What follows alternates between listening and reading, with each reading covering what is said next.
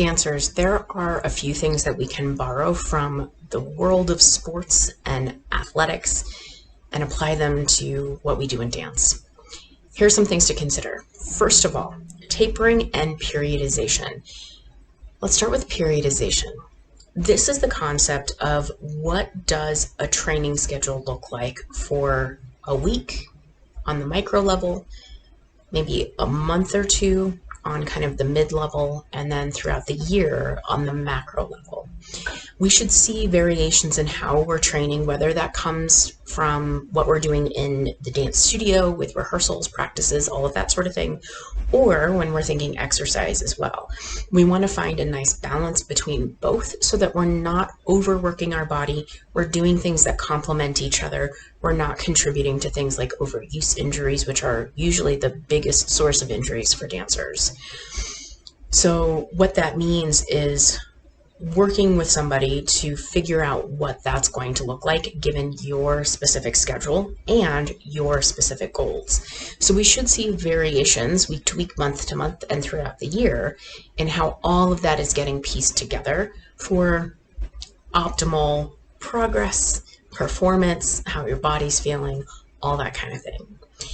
Then we add in this concept of tapering. So even though we know that there are these kind of micro through macro level periodizations with our training, we also are recognizing when we have moments of particular extra work on our bodies. Maybe that is a big show that's coming up or audition. Maybe it's a competition or convention weekend.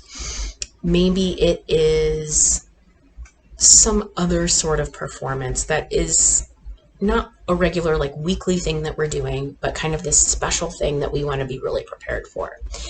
Usually when we're knowing that those things are coming, when we look at sports like football, soccer, lots of different kinds of athletes, this is actually a time where we start to taper back. We start to pare down on what it is we're doing training wise. Again, whether that's rehearsals and practice or exercises that we're doing.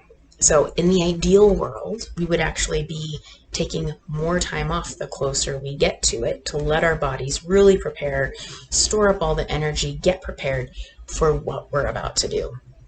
Now, we know the dance world does not operate like that. If anything, it is most typical for us to have more rehearsals, more dance time, all of that right before we have these big moments. So we have to get a little creative with it. And so maybe at minimum, we cut back on what we're doing exercise-wise outside of the dance studio, maybe not trying to put in extra private lessons or rehearsals if we don't need to have them, and then do that much better of a job of supporting our body in other ways with self-care, nutrition, hydration, sleep, stress management, other mental health, all of those other pieces that we always talk about.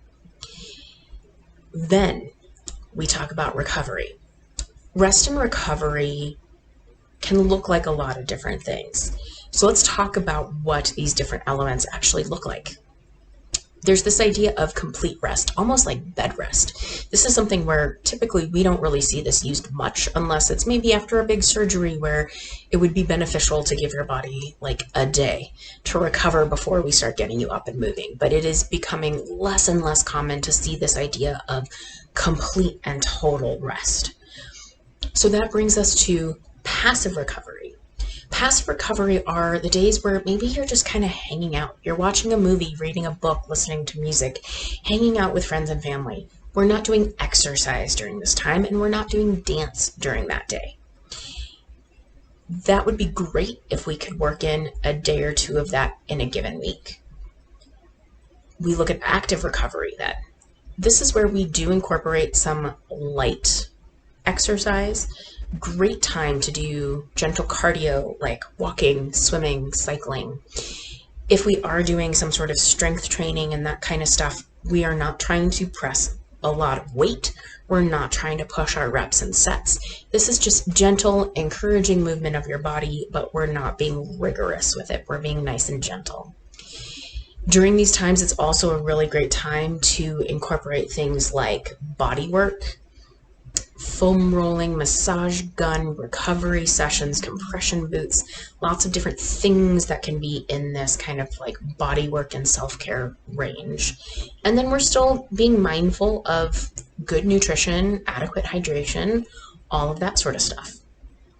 So ideally, in a week that we have off, maybe over the holidays, maybe during the summer, spring break, during that week, maybe we have 1 or 2 days of passive recovery, where those are just the hangout days.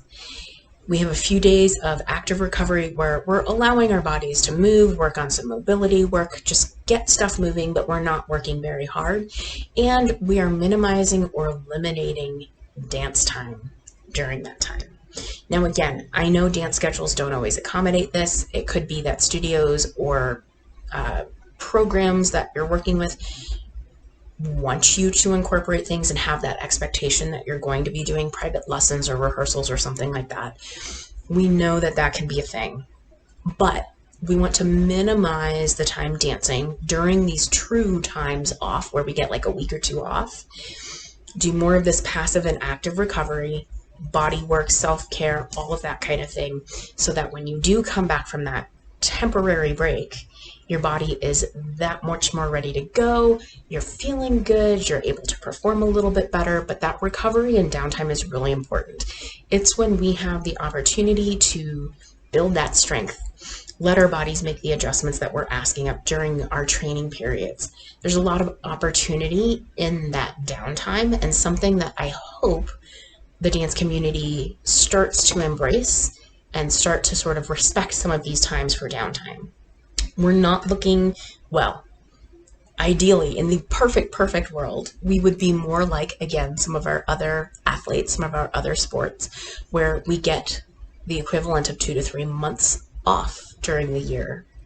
But that's not what we're doing now. So we're taking baby steps. We're taking opportunities of this week or 2 off to be kind to ourselves, to give our bodies a little bit of a break, reduce our risk of overuse injuries and that sort of thing, and come back better than ever.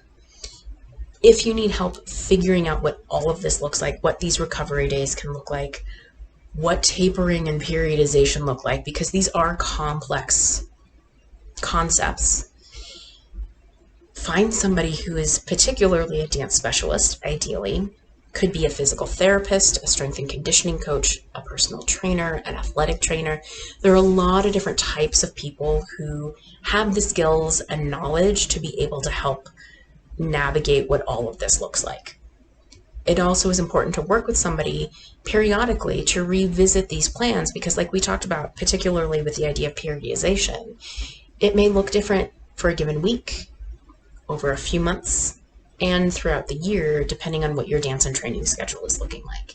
So make sure that you're reaching out to people, that you're working with them on some sort of regular basis, even if it's a check-in every couple of months, to make sure that things are still in the right balance, to really maximize how you're feeling and how you're performing as a dancer and just as a normal human, because we are also humans, not just dancers.